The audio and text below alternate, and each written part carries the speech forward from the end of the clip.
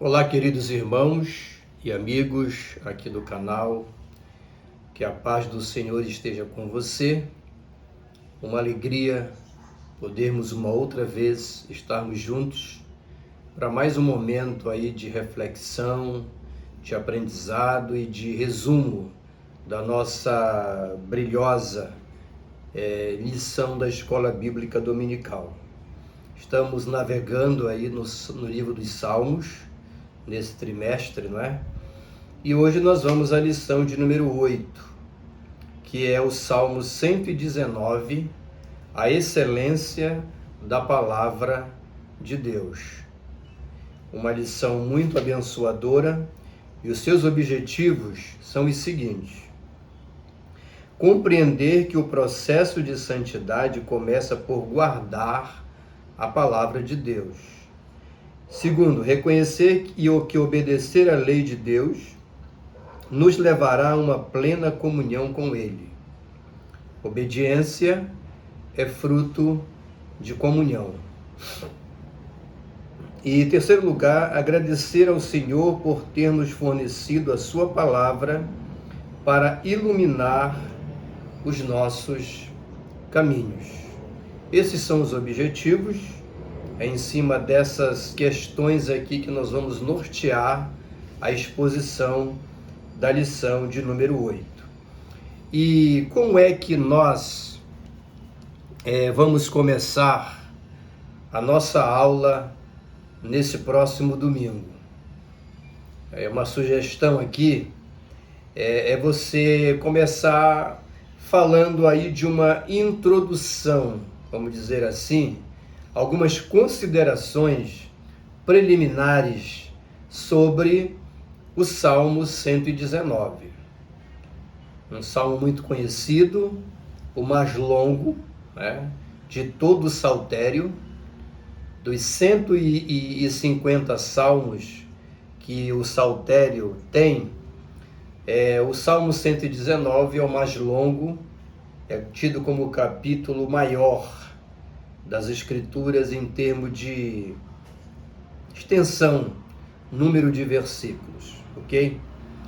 Então, por que o Salmo 119 ele se reveste dessa importância no estudo do saltério?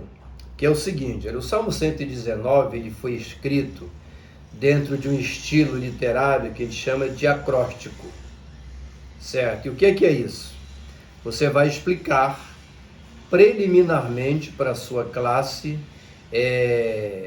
a estrutura, vamos dizer assim, do Salmo 119, ressaltando algumas particularidades específicas que ele tem, e dessa forma aguçar nos seus alunos o interesse, em estudar a íntegra desse salmo, buscando aí deleitar-se nas inúmeras e profundas lições doutrinárias, espirituais e de prática de vida nesse nosso relacionamento com Deus. Muito maravilhoso isso. Então vamos lá. Então, que introdução seria essa? Você vai dizer para os seus alunos o seguinte: o Salmo 119, ele é um salmo que está dividido em 22 seções de 8 versículos cada uma, certo? Então, do Salmo do versículo 1 ao último, você vai encontrar 22 seções no Salmo 119, sendo que cada seção dessa começa, se compõe de 8 versículos. Então, se você pegar 22 e multiplicar por 8, o que você vai ter? 176, que é exatamente o número de versículos que o Salmo 119 tem. Ele é bem longo. Então, essa é a primeira coisa interessante. Quando você começa a ler o Salmo 119, você percebe que cada seção dessa, como já foi dito, tem 8 versículos, não é? E essa seção do versículo 1, vamos dizer, o Salmo 119, do versículo 1 ao 8, que é a primeira seção, você vai observar que todos esses versículos, eles começam com a letra Aleph, que é a primeira letra do alfabeto hebraico.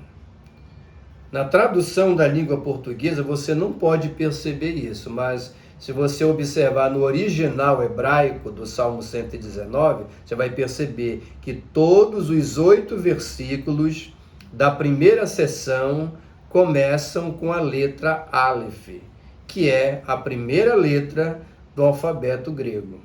Quando você entra na segunda seção, entendeu? Na segunda seção, que já é do versículo 9 em diante, entendeu? Ao 17, você vai perceber que essa segunda seção de 8 versículos já começa com uma outra letra, entendeu? Que é a segunda letra do alfabeto hebraico. E aí vai, terceira, quarta, quinta e assim por diante. Ou seja, cada seção de 8 versículos começa com uma letra do alfabeto hebraico e vai na sua sequência. Então, quantas seções são? 22. Então, exatamente as 22 letras do alfabeto hebraico. É um salmo muito maravilhoso, é uma literatura bastante complexa, porque não é fácil você escrever uma obra literária, como é o Salmo 119, parte do saltério, dessa forma. Isso é muito difícil.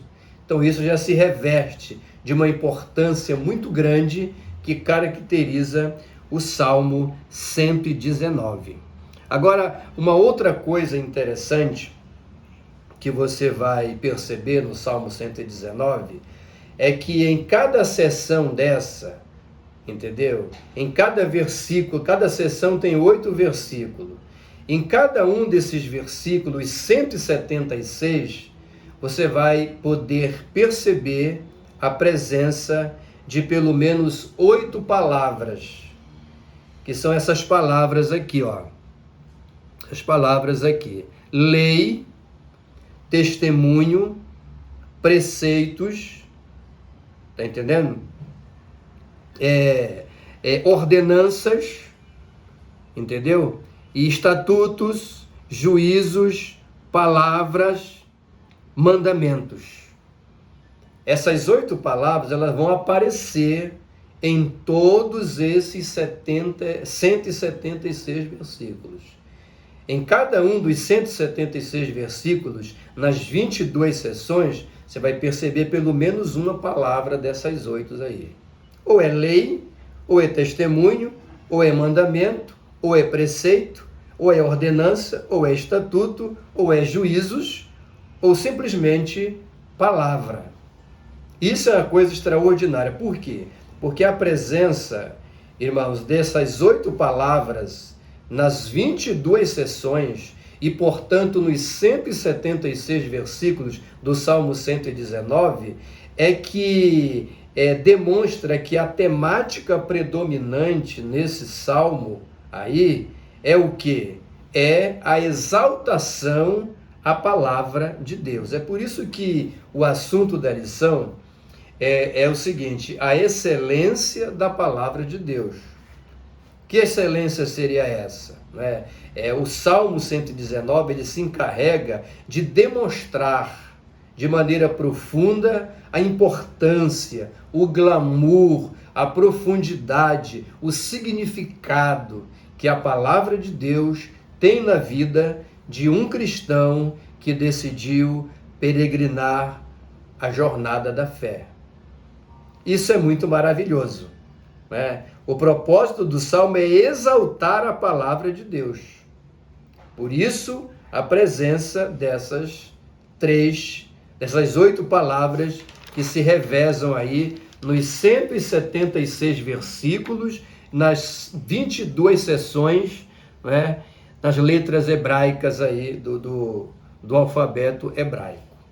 Então essa é a introdução que você tem que fazer para os seus alunos. Fazendo isso dessa forma clara, direta e pedagógica, você vai perceber que eles vão se interessar. Poxa, eu quero ler esse salmo, eu quero estudar cada versículo, eu quero perceber, eu quero verificar se realmente essas informações que estão sendo dadas, elas realmente se configuram na exposição, na leitura desse salmo abençoador, né? Então, boa lição, vamos à frente.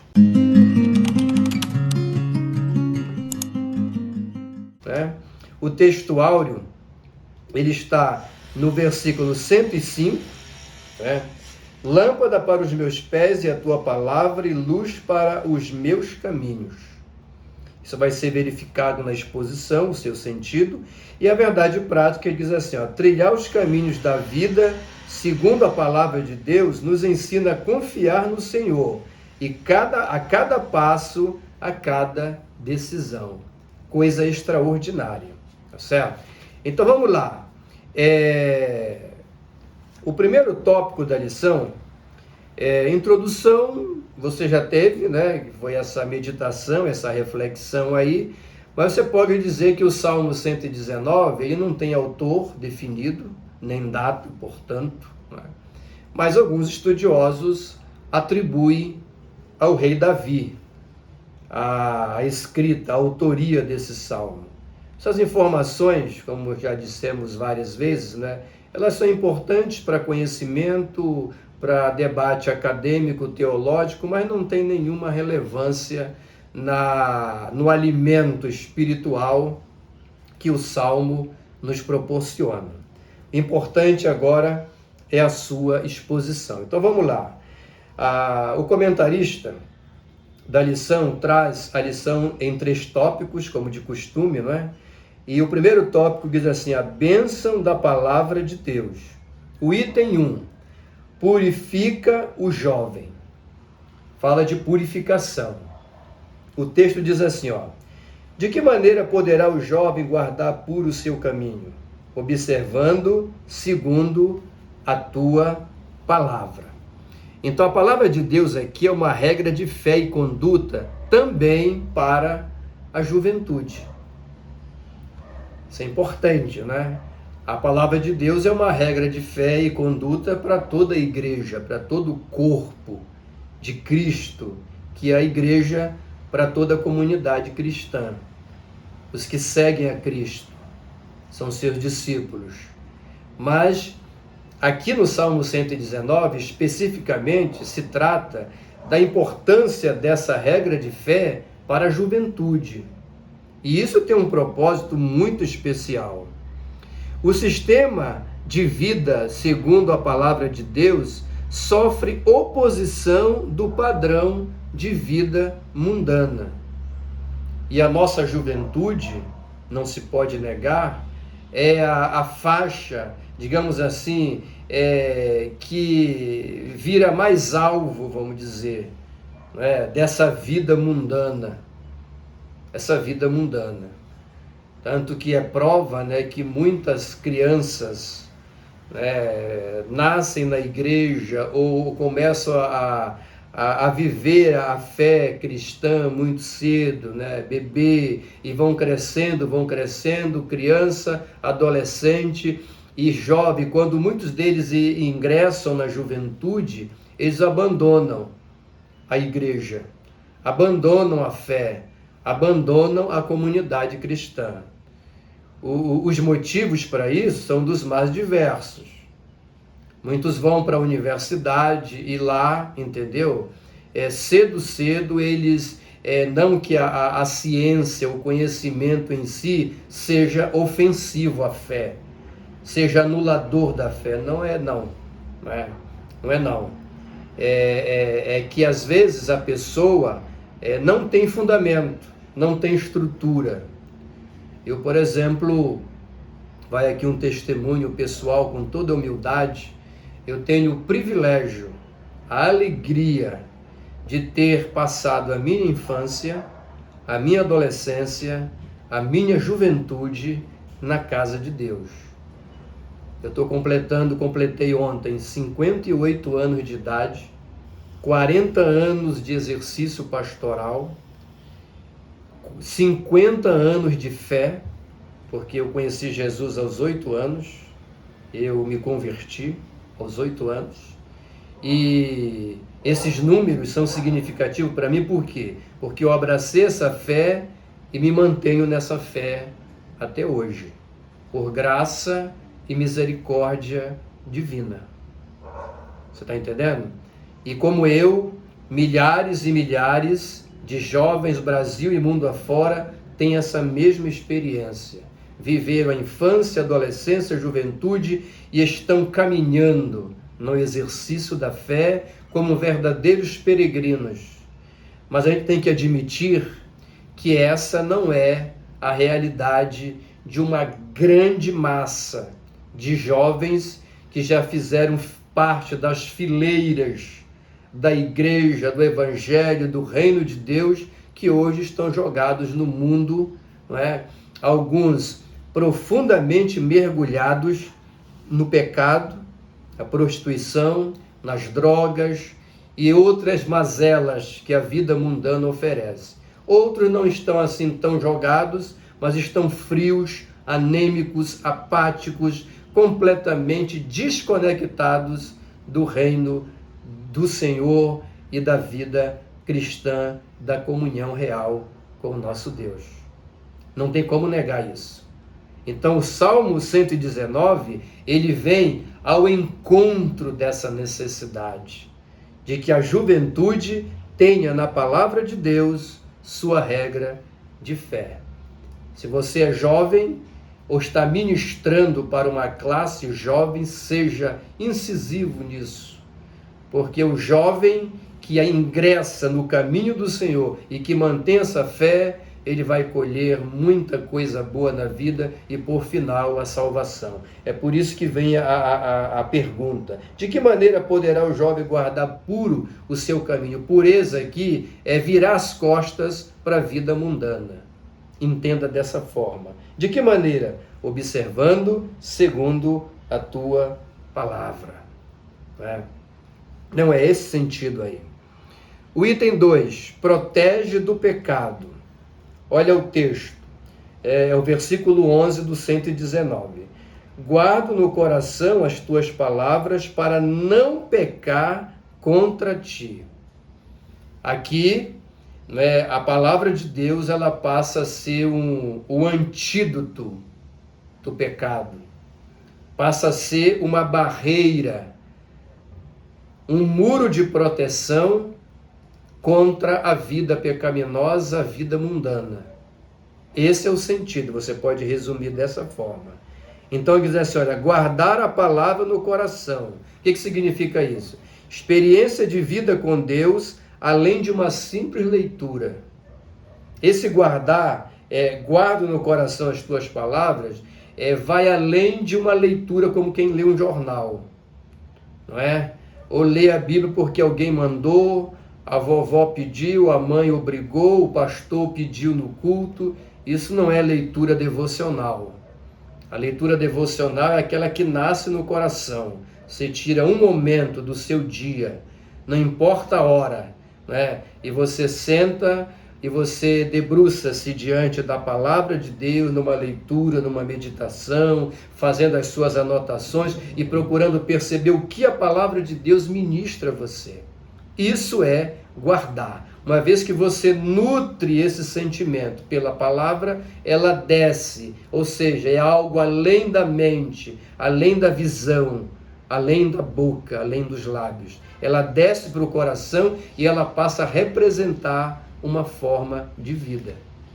É isso que acontece, é por isso que é uma proteção. Os preceitos da palavra é uma prática de vida.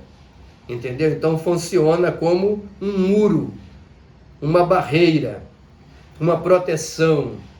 É por isso que Paulo usa a palavra, o escudo da fé. Escudo da fé, quando você evita os dardos. Para que serve um escudo?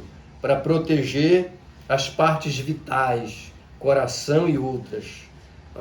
Quando você tem a palavra de Deus em você, quando nós temos essa palavra como uma prática de vida, como um devocional verdadeiro, ela faz parte da nossa vida, no nosso cotidiano, nessa jornada de fé, ela se transforma nesse verdadeiro escudo que anula e impede que os dardos da vida mundana venham nos machucar, nos atrair e nos fazer caminhar na escuridão do pecado. Muito maravilhoso. O item 3 trata-se do seguinte: desvenda os olhos. Olha que coisa interessante. Purifica o jovem, protege do pecado e aqui desvenda os olhos. Aí é o 18 do Salmo 119. Desvenda os meus olhos para que eu contemple as maravilhas da tua lei. Leia que é a palavra de Deus no sentido geral. São os seus preceitos. Você está observando que eu falei lá naquela introdução que nos 176 versículos aparece aquelas 8 palavras, lei, mandamento, preceitos, não é? Também, deixa eu ver aqui, para não falhar, ordenanças, estatutos, juízes, está entendendo? Juízos, aparece aqui, olha só. Desvenda os meus olhos para que eu contemple a maravilha da tua lei. Entendeu? Guardo no coração as tuas palavras para não pecar contra ti. De que poderá o jovem guardar por o seu caminho? Observando segundo a tua palavra. Você vai observando que as palavras citadas lá vão se repetindo em cada sessão do Salmo. E aqui, desvenda os olhos. Desvenda os olhos por quê? Vivemos num mundo que jaz no maligno. Isso é inegável. É só você olhar o mundo ao seu redor, e quando se fala mundo aqui, está se falando da prática de vida que você tem ao seu redor. A palavra mundo na Bíblia tem 3 sentidos. Mundo pode ser o cosmos, os planetas, né, os corpos celestes. Mundo pode ser gente, pessoas, porque Deus amou o mundo de tal maneira, mas mundo pode ser a vida mundana. O mundo jaz no maligno. Vida mundana é a forma de vida que as pessoas aderem, praticam e vivem no dia a dia. Tá entendendo? Então esse mundo jaz no maligno. Entendeu? A vida mundana tenta nos influenciar, nos impedindo de ver a verdade da palavra. E digo mais, nos impedindo de ter prazer nos preceitos da palavra de Deus. Ela é maravilhosa, ela enche a alma, ela alimenta o coração. Ela traz bênção para o nosso mundo interior, o nosso mundo espiritual, o nosso relacionamento. Agora ela é um tesouro maravilhoso. Mas a vida mundana, ela é tão atrativa, ela é tão brilhante, que ela tenta ofuscar os nossos olhos para não percebermos a grandeza e a magnitude, a beleza e a profundidade e os benefícios que essa palavra nos traz. É por isso que aqui está colocado que ela desvenda os nossos olhos. Quando nós temos o hábito de alimentar pela palavra, ela produz em nós essa capacidade, ela desvenda e nos permite, o Espírito Santo que está na palavra e que habita em nós, ele nos permite ver a grandeza do reino de Deus, os interesses do reino de Deus, as maravilhas da vida cristã, entendeu? Em comparação superior, não é? À vida mundana, à vida do pecado, por mais atrativa que ela possa parecer. Eu quero colocar aqui uma coisa interessante. Você pode observar que quando Jesus esteve no deserto, na tentação, quando ele foi tentado pelo diabo, num dos momentos de tentação, ele coloca Jesus no alto do monte, e ele diz assim, a Bíblia diz assim, olha, colocou na parte mais alta do monte, e disse assim, olha os reinos do mundo, tudo isso aqui é meu.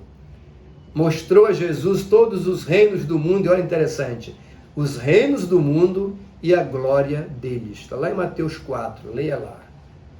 Eu vou repetir as expressões para você, olha. Os reinos do mundo e a glória dele. Sabe o que significa isso? Que essa vida mundana, esse sistema de vida mundano, ele tem glamour, ele tem glória, é brilhante, não é? Dá prazer, é convidativa a vida mundana, mas a fatura vai chegar e ela vem alta, geralmente impagável, entendeu? Então, quem vive sem a palavra, um coração não apenas de jovem, mas de qualquer cristão, que tem um coração vazio da palavra de Deus, ele é presa fácil para o glamour da vida mundana. Quem tem a palavra, a prática da palavra, o hábito de alimentar-se com a palavra, ele é um crente profundamente alimentado, e essa palavra gera nele não somente a purificação, a proteção, mas também desvenda os seus olhos para que o seu olhar, a sua visão tenha prazer muito mais no reino de Deus e na sua glória do que nas glórias dos reinos do mundo. Isso é simplesmente maravilhoso. Olha, essa lição ela está riquíssima. Então vamos em frente. O segundo tópico da lição traz o seguinte: amor à palavra de Deus. Nós colocamos no primeiro tópico, o comentarista, bênção da palavra de Deus, agora amor à palavra de Deus, o amor que nós nutrimos por essa palavra. Então vamos lá. O primeiro item, companheiro dos que amam a palavra. É o 63 do Salmo 119. Olha o texto. Companheiro sou de todos que temem, dos que te temem e dos que guardam os teus preceitos. Olha que coisa. O que nós temos aqui? Companheiro dos que amam a palavra. O viver cristão tem oposição do mundo. Isso é uma verdade que tem que estar bem claro para todo crente, todo estudante da palavra, todo professor da escola dominical, todo ministrante, todos nós cristãos que já tivemos a experiência da salvação pela fé, tem que estar claro na nossa cabeça que a vida com Deus, a vida cristã, devidamente vivida, ela sofre oposição do mundo. Razão, várias, mas a razão fundamental já foi dita aqui. O mundo jaz no maligno. A tendência do homem mergulhado no pecado é o quê? É o pecado. É a ilusão da vida mundana. São os prazeres e tudo aquilo que tem relação com isso. Isso é uma guerra contra um padrão de vida diferente que o cristão possa viver com a palavra de Deus como base da sua jornada. Você está entendendo? Então é exatamente isso, né? Há pessoas que têm dificuldades. A importância de nos unirmos aos que professam a mesma fé. Isso aqui é um ponto importante, porque o texto ele traz uma exortação dizendo que o ideal é você ser companheiro dos que amam a palavra de Deus. Né? Me diz com quem tu andas e te direi quem tu és. Só que isso é uma forma verdadeira, sem sombra de dúvidas, mas nós temos que ter cuidado com o extremismo. Cristão, ele nunca deve ser um extremista. Cristão, ele tem o fruto do Espírito, ele tem equilíbrio. A presença de Deus, o Espírito Santo na vida de um crente traz equilíbrio para ele. Não desequilíbrio, traz equilíbrio. E equilíbrio em todos os aspectos. Inclusive nessa questão do seu relacionamento, porque aqui, o que está sendo focado aqui? Aqui o salmista está dizendo que ele é companheiro dos que amam a palavra de Deus. Isso é o ideal. Nós temos que ter amizade com essas pessoas. A irmandade, o companheirismo dos irmãos. Você tem que se aliar sempre a pessoas que professam a sua fé. Isso é interessante, inclusive no casamento. É o que se recomenda. É o que a palavra de Deus recomenda para nós. Né? Agora, isso não é um fundamento para você achar, e há pessoas que pensam assim, lamentavelmente, que pelo fato de você ser um crente, você ser um servo de Deus, uma serva de Deus, você não pode ter amizades com pessoas que têm outras formas de vida. Isso não é verdade. Você tem e deve ter. Nós temos que ter relacionamento com todas as pessoas, conversar com todas as pessoas, respeitar todas as pessoas. A forma de vida que as pessoas têm é uma decisão que elas tomaram ou elas estão debaixo de um sistema espiritual que resulta naquilo. Não é? Mas isso não tira a cidadania dessas pessoas, não tira a dignidade da pessoa humana, não é? Isso é muito importante para um cristão. Então você tem que ter um canal aberto com qualquer pessoa, não importa a religião dela, não importa a forma de vida, você pode ter um canal aberto sim com essas pessoas. Até porque você vai precisar desse canal para falar do amor de Deus, compartilhar a sua fé.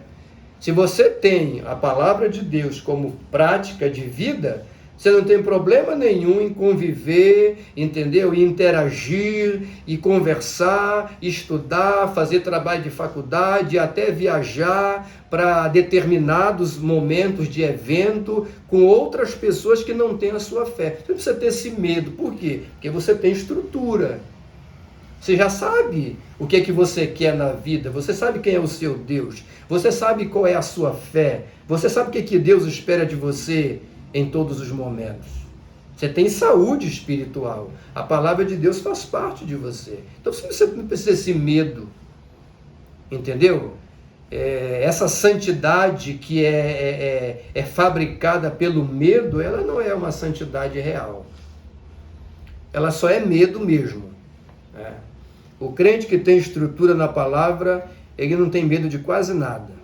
Então vamos em frente, tá entendendo? Então você pode interagir com pessoas que têm outra forma de vida sem deixar de amá-las e respeitá-las, entendeu? A vida diferente que elas têm. Por exemplo, olha, Daniel, se você ler lá a história de Daniel, ele é levado ainda jovem para o Império de Babilônia. E lá está escrito lá, olha, Daniel assentou, ou seja, decidiu no seu coração não se contaminar. Não é porque você está em Babilônia que você tem que comer a comida de Babilônia. Não é porque você está em Babilônia que você tem que falar a linguagem de Babilônia. Entendeu? E é uma coisa interessante ali, que tiraram até os nomes daqueles rapazes. Não é?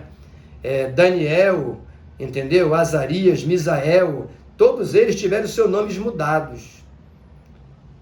Daniel chamou-se Beltesazar, que era uma divindade babilônica. Sadraque, Mesaque e Abidênico também são alusões a divindades babilônicas. Por que eles fizeram aquilo com eles? Para arrancar deles a fé. Funcionou? Não funcionou, porque ela tinha raiz no coração. É por isso que o texto diz, guardo no coração. Se você guarda a palavra no coração, você pode estar em qualquer lugar, entendeu? Qualquer lugar, no meio de qualquer centro de coisas espirituais ruins, ateísmo, descrença em Deus, qualquer ambiente que você chegar, ou que você possa estar, ou deva estar em alguma circunstância, você não precisa ter medo, que a palavra que há em você, que habita em você, que foi guardada no coração, ela vai promover essa integridade, essa tranquilidade e essa disposição de, apesar de tudo, ao seu redor, estar com os olhos fitos naquele que é o teu Senhor. Isso é maravilhoso e é isso que é saúde espiritual. Vamos em frente. O item 2, para sempre a palavra. Né? Para sempre a palavra. O texto é o 89, o versículo. Para sempre, ó Senhor, está firmada a tua palavra no céu. Aqui, como é que você resume isso? A palavra de Deus é eterna. ela é condizente com o quê? Com a atuação, os atributos divinos da eternidade, por exemplo, né? Aqui tem 2 atributos, né? Mas aqui a questão da eternidade.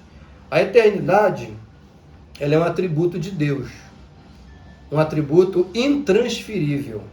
Só Deus é eterno, em toda a expressão da palavra, ninguém mais. Por que ele é eterno? Porque ele nunca foi criado e nunca terá fim. Não tem princípio nem fim. Alfa e ômega, nas palavras de Jesus. Então é por isso que ele é eterno. E a eternidade de Deus tem ressonância, evidentemente, na eternidade da sua palavra. Se ele é eterno, a palavra que sai da boca dele, eterna é. Esse é o resumo deste tópico aqui. A palavra de Deus é estável. Está entendendo? Ela é estável, ela não sofre alterações com o comportamento do homem na terra. É por isso que o texto diz, né? Aqui, ó. Vamos repetir aqui. Para sempre, ó Senhor, está firmada a tua palavra no céu. Para sempre, eternidade. Firmada por quê? Porque ela tem o quê? Ela tem estabilidade. Não há instabilidade na palavra. Ela tem estabilidade. Ela é firme. Ela não muda. A vida aqui embaixo muda. Os padrões vão mudando, os conceitos vão mudando, novas coisas vão sendo criadas, mas a palavra de Deus não muda. Como nota de rodapé, recentemente no Brasil nós tivemos um alvoroço, porque um pastor batista, conhecido aí no mundo digital, ele, ministrando lá na igreja que ele é pastor, ele se saiu com uma frase onde ele dizia que a Bíblia Sagrada precisava ser atualizada. Olha que coisa interessante. Atualizada. Isso gerou uma polêmica, ele foi chamado pelo concílio da Igreja Batista, inclusive foi desligado, pelo que se sabe, não é? Foi punido e ele continua fazendo várias afirmações aí, mas houve esse fato. E aí se discute, né? A Bíblia realmente deve ser atualizada? Depende. Eu acho que quando o pastor lá, ele disse que a Bíblia precisava ser atualizada, eu acho que ele falou num sentido que chocou. Se essa era a intenção dele, ele chocou mesmo. Mas essa frase, a Bíblia precisa ser atualizada, ela não está completamente errada. Preste bem atenção no que eu estou lhe dizendo para você não me entender mal. Não é? A Bíblia pode ser atualizada? Pode, mas depende da janela que você está olhando, essa questão de atualizar. Se for algum termo, você vai encontrar, a Bíblia é um livro antigo, foi escrito em hebraico, o Antigo Testamento, o Novo no grego, koiné. De repente você pode encontrar uma expressão que é daquele mundo, do mundo romano, do mundo grego, entendeu? Do mundo judaico da época, que não seja compreensível dentro da nossa cultura. Isso pode acontecer? Pode acontecer. Uma tradução, a Bíblia que nós temos é a tradução, né? Então, quando você traduz algo de um idioma para outro, é comum você se deparar com algumas dificuldades, porque há algo que você está querendo dizer que é típico daquela cultura, da língua da qual você está trazendo a coisa. E pode não encontrar definitivamente algo que expresse exatamente aquilo que naquela cultura aquela palavra significaria. Isso pode acontecer nas Escrituras? Pode. Agora, isso não significa dizer que a palavra de Deus tem que ser atualizada no sentido da sua mensagem fundamental. Você tem várias Bíblias em língua portuguesa que trazem palavras diferentes, termos diferentes para determinadas colocações bíblicas. Isso é interessante, porque isso pode até te ajudar a ter uma compreensão daquilo que está sendo dito. Mas é preciso cuidado para não vituperar a palavra, o sentido que o autor sagrado está colocando a coisa. Então a Bíblia vai ser atualizada nem sempre. Por exemplo, se você, o que a Bíblia diz sobre o pecado? O salário do pecado é a morte. Precisa atualizar alguma coisa? Não, o salário do pecado é a morte, sempre foi, é e continuará sendo. Quem crê e for batizado será salvo, quem não crê será condenado. Tem nada que atualizar aqui, e por aí vai. O nosso grande evangelista Billy Graham, um maior pregador do século passado, ele dizia o seguinte, que a Bíblia Sagrada, a palavra de Deus, ela é mais atual do que o jornal que vai circular amanhã. Então a palavra de Deus, ela é eterna, ela é estável, ela é para ontem, para agora, para amanhã. A sua mensagem essencial, salvação, pecado, arrependimento, redenção, a doutrina da salvação, a doutrina do novo nascimento, que o homem precisa se render, arrepender-se dos seus pecados, reconhecer Jesus como seu Salvador e Senhor, viver uma vida de santidade sem a qual ninguém verá o Senhor, e por aí vai. Isso não precisa ser mudado, atualizado, nada. É mais atual do que o jornal que vai circular amanhã. Então é exatamente isso. O item 3 diz o seguinte: quanto amo a tua lei. Aí é o versículo 97. Quanto amo a tua lei, é a minha meditação todo dia. Aqui o salmista ele está esbanjando alegria, esbanjando um regozijo de prazer. Ele quer dizer que a leitura, a meditação cotidiana, ininterrupta da palavra de Deus dava prazer a ele, prazer à alma, ao espírito, à sua comunhão com Deus. É isso que ele está dizendo aqui, tá? É uma alusão ao prazer com a palavra de Deus. O prazer é um reflexo do relacionamento. Quando é que a palavra de Deus me dá prazer? Quando é que eu me sinto atraído por ela? Quando é que ela faz sentido para mim? Quando é que ela desvenda os meus olhos? Quando é que ela me atrai? Essa atração, essa sensação de prazer e esse prazer real que a palavra de Deus promove em nós, ela é fruto, acima de tudo, do nosso relacionamento com Deus. Não adianta você conhecer a Bíblia, teologia e conhecimentos acadêmicos, os mais variados. Isso é bom? É.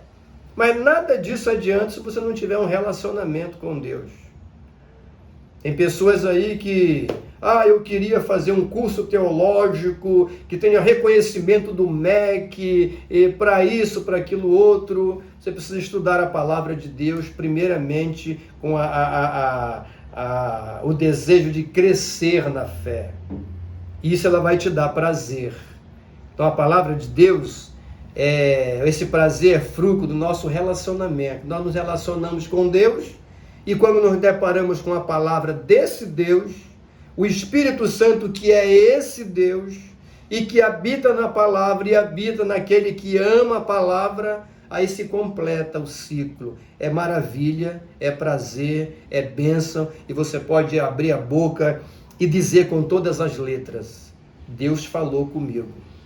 Olha que coisa interessante. Deus falou comigo, não como jargão, como muita gente usa por aí, mas falou comigo por quê? Porque ao ler a sua palavra, ao meditar nela, eu me senti ministrado por Ele. Isso é muito maravilhoso, tá certo? E finalizando, vamos agora para o terceiro tópico da nossa lição, tão abençoada: proteção e alegria da palavra.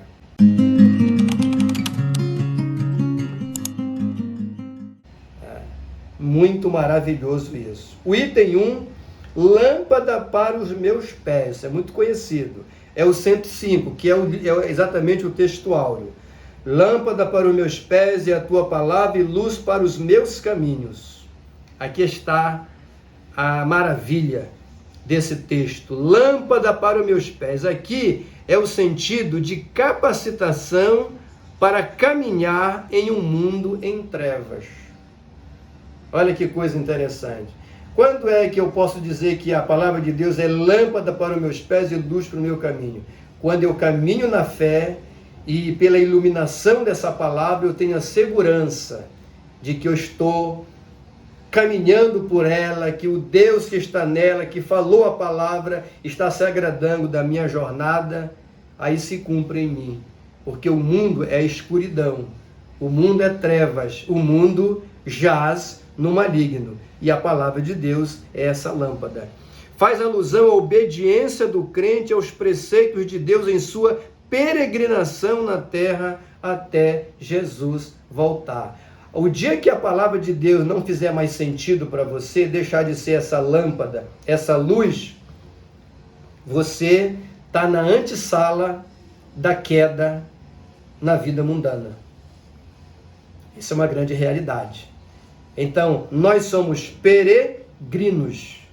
E a nossa peregrinação só vai terminar no dia da vinda do Senhor, no dia do arrebatamento da igreja, no dia da glorificação da igreja. A trombeta vai tocar, os mortos em Cristo ressuscitarão primeiro, depois nós seremos transformados, arrebatados, estaremos juntamente com Ele.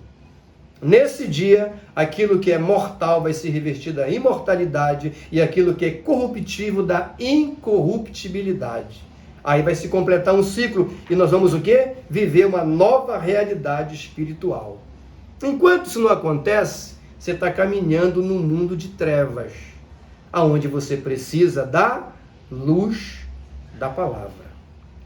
Seguindo em frente, o item 2, a palavra de Deus é justa. O texto é o do 137. Justo és, Senhor, e retos os teus juízos. Vendo como a palavra juízos aparece? É uma das 8 lá que eu te falei das sessões, das 22 sessões. Então a palavra de Deus é justa. A palavra de Deus revela aqui dois atributos de Deus. Essa expressão aqui, ó, justo és, Senhor, e retos os teus juízos. Esse texto ele menciona, ele faz uma alusão a 2 atributos de Deus. O primeiro atributo de Deus é a justiça. Esse atributo ele é transmissível. A justiça de Deus, nós não podemos ser justos igual a Deus, em aspecto nenhum, mas nós poderemos exercitar uma justiça baseada na justiça divina, pela palavra. Então é um atributo transmissível, a justiça de Deus. E o segundo atributo é a retidão. Retos são os teus juízos. Retidão aqui pode ser interpretado, irmão, como sinônimo de santidade. São palavras irmãs aqui, nesse texto. Então, revela esses 2 atributos. Quando a palavra de Deus é justa e reto os seus juízos, fala de justiça e retidão. 2 atributos de Deus que são transmissíveis. A gente não pode ser justo igual a Ele, mas podemos praticar uma justiça baseada na justiça divina. A gente não pode ser santo igual a Ele exatamente, ninguém consegue isso, não é? Mas a gente pode praticar a santidade. A santificação, inclusive, é um preceito para a salvação. Mas está inspirado em quê? Na santidade de Deus. Quanto mais eu me aproximo de Deus, mais com Ele eu me pareço. Isso é maravilhoso. Você vai chegar a ser um Deus? Não.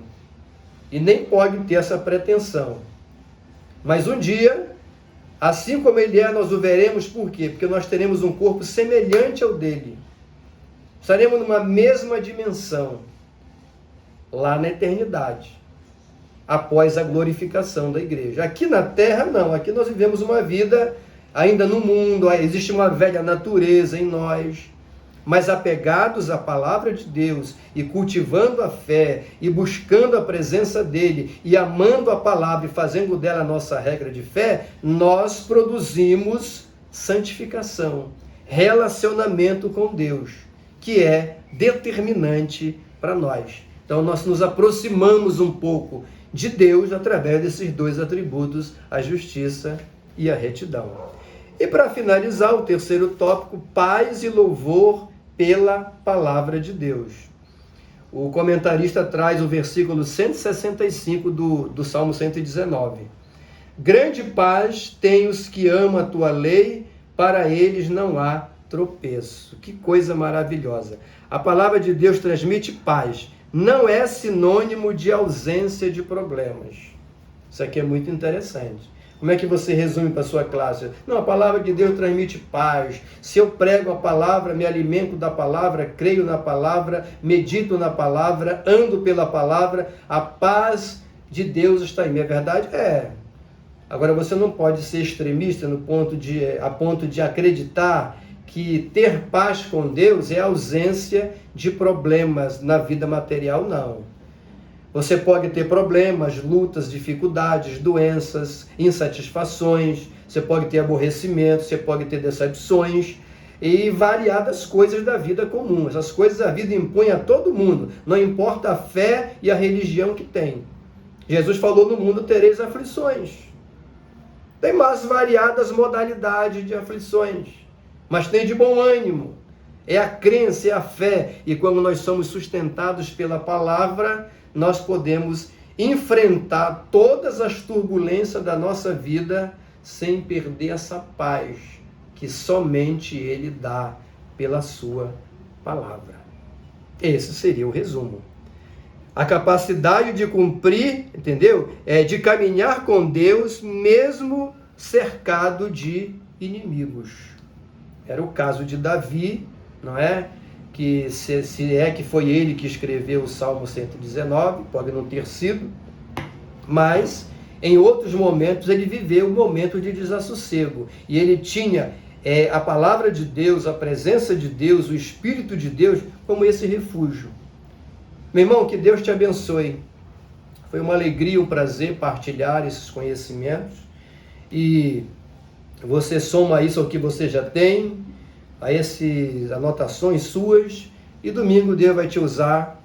Você vai ser um instrumento maravilhoso para abençoar a vida de muitas pessoas, Brasil afora, em todas as classes, em todas as igrejas, né? Em Manaus, em Macapá, em São Paulo, Rio de Janeiro, não é?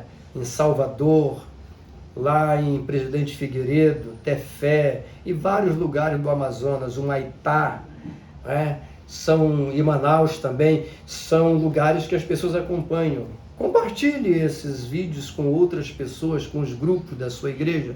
Peça que as pessoas se inscrevam. Se você não é inscrito ainda, se inscreva também. Deixe seu comentário. Forneça informações para o nosso aprendizado também. E a gente vai caminhando aí na fé.